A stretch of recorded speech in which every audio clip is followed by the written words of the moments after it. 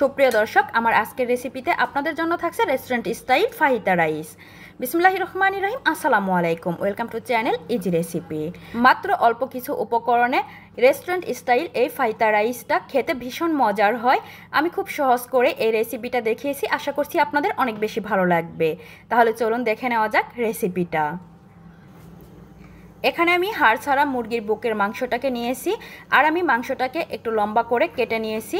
লম্বা করে একটু চিকন করে কেটে নিতে হবে। রেস্টুরেন্ট স্টাইল লুকটা দিতে হলে আপনারাও চেষ্টা করবেন ঠিক এভাবেই একটু লম্বা করে চিকন করে কেটে নিতে। এখন আমি এখানে দিয়ে দিচ্ছি 1 চামচ আদা রসুন বাটা। এরপর এখানে দিয়ে দিচ্ছি হাফ টেবিল চামচ কালো গোলমরিচের গুঁড়া, দিয়ে দিচ্ছি 1 টেবিল চামচ চিলি ফ্লেক্স, দিয়ে দিচ্ছি হাফ টেবিল চামচ গরম মশলার গুঁড়া, স্বাদ মতো লবণ, দিয়ে দিচ্ছি 1 টেবিল চামচ সিরকা কিংবা ভিনেগার, যে নামে চিনেন না কেন। এরপর দিয়ে দিলাম 1 টেবিল চামচ সয়া সস।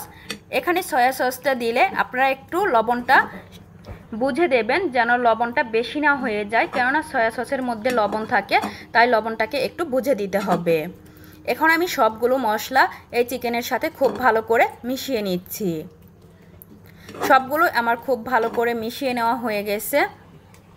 আমি আপনাদেরকে একটা পিস তুলে দেখাচ্ছি, দেখতে পাচ্ছেন। এখন আমি এটাকে 10 মিনিটের জন্য রেস্টে রেখে দেব।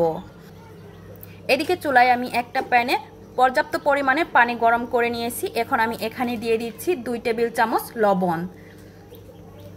আমি যেহেতু এখানে অনেকটা পানি নিয়েছি, তাই লবণটা আমি এখানে একটু বেশি করে দিয়েছি।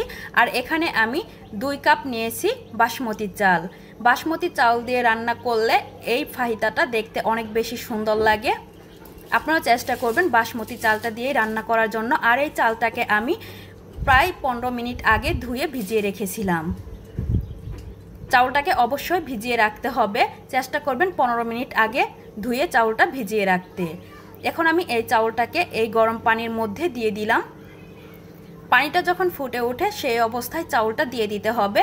এখন আমি হালকা একটু নেড়ে দিচ্ছি, অনেক বেশি নেড়া যাবে না, যেহেতু চাউলটা ভিজিয়ে রাখা ছিল, ভেঙে যেতে পারে। চাউলটা আমার এখানে সেদ্ধ করে নেওয়া হয়ে গেছে। এখানে আমি চাউলটাকে 90% পর্যন্ত সিদ্ধ করে নিয়েছি। আমি আপনাদেরকে একটা তুলে দেখাচ্ছি, দেখতেই পাচ্ছেন। এর থেকে বেশি সেদ্ধ করা যাবে না, তাহলে রাইসটা রান্না করার সময় ভেঙে যাবে। এখন আমি এটাকে নামিয়ে পানি ঝরিয়ে নেব। চুলায় আমি ফ্রাই প্যান বসিয়ে দিলাম, আবার দিয়ে আমি এখানে দিয়ে দিচ্ছি 3 থেকে 4 টেবিল চামচ রান্নার তেল। এরপর এখানে আমি দিয়ে দিলাম বড় সাইজের একটা পেঁয়াজ কুচি। পেঁয়াজ কুচিটাকে দিয়ে হাই হিটে রেখে ভেজে নিতে হবে। হালকা নরম করে ভেজে নিলেই হবে, অনেক বেশি ভাজার প্রয়োজন নেই।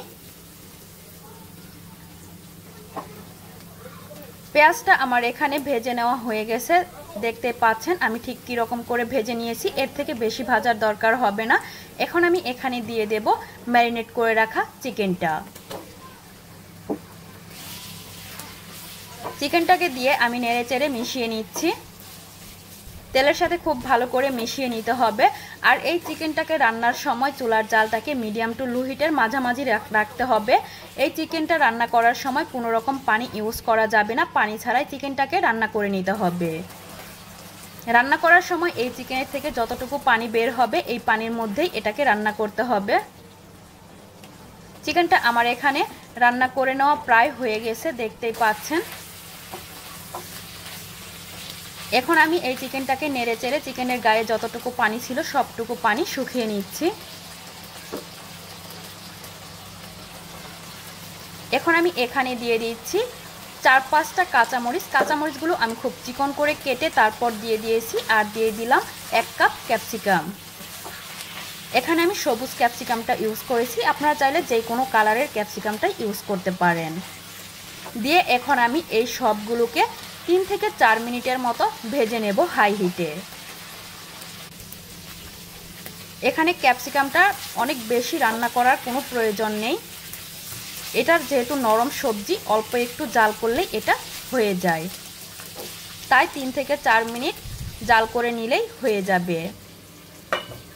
এখানে আমার চিকেনটা রান্না করে নেওয়া হয়ে গেছে। এখন আমি এখানে দিয়ে দিচ্ছি রাইসটা। এই রাইসটাকে আমি পানি ঝরিয়ে নিয়ে বড় একটা থালার মধ্যে নিয়ে ফ্যানের নিচে রাইসটাকে ঠান্ডা করে নিয়েছি। আপনারা চাইলে এই অবস্থায় 1 ঘন্টা এই রাইসটাকে নর্মাল ফ্রিজে রেখে ঠান্ডা করে নিতে পারেন। এতে করেও রাইসটা অনেক বেশি ঝরঝরে হয়ে যাবে। এখন আমি সবগুলো এখানে দিয়ে দিলাম। দিয়ে এখন আমি চিকেনের সাথে রাইসটাকে ভালো করে মিশিয়ে নিচ্ছি।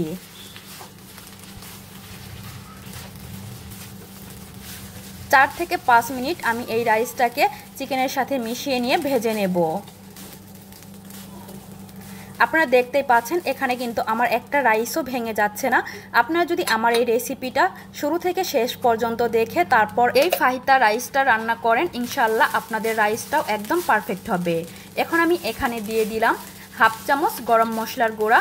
আর আপনাদের হাতের কাছে যদি চিকেন পাউডারটা থাকে আপনারা এখানে 1 চামচ চিকেন পাউডার ইউজ করবেন। আমি এখানে চিকেন পাউডারটা দিলাম না, কেননা সবার বাসায় চিকেন পাউডারটা থাকে না, তাই আমি এখানে দেইনি, শুধু গরম মশলার গুঁড়াটাই দিয়েছি। আপনারা যদি এইভাবেও রান্না করেন এটা অনেক বেশি টেস্টি হবে আর একদম রেস্টুরেন্ট স্টাইল হবে। এভাবেও খেতে কিন্তু দারুণ মজার হয়। আমার এখানে ফাহিতা রাইসটা রান্না করে নেওয়া হয়ে গেছে। এখন আমি আপনাদেরকে পরিবেশন করে দেখাচ্ছি। দেখতে পাচ্ছেন এটা দেখতে যতটা ইয়াম্মি হয়েছে, এটা খেতেও কিন্তু দারুণ সুস্বাদু হয়েছে। আশা করছি আমার এই ভিডিওটি আপনাদের অনেক বেশি ভালো লেগেছে। যদি ভালো লেগে থাকে তাহলে প্লিজ আমার চ্যানেলটা সাবস্ক্রাইব করে দেবেন। আর আমার ফেসবুক পেজ থেকে যদি এই ভিডিওটি দেখে থাকেন তাহলে ভিডিওটিতে একটা লাইক দিয়ে আমার পেজটা ফলো দিয়ে রাখবেন। সবাই ভালো থাকবেন। আল্লাহ হাফেজ। আসসালামু আলাইকুম।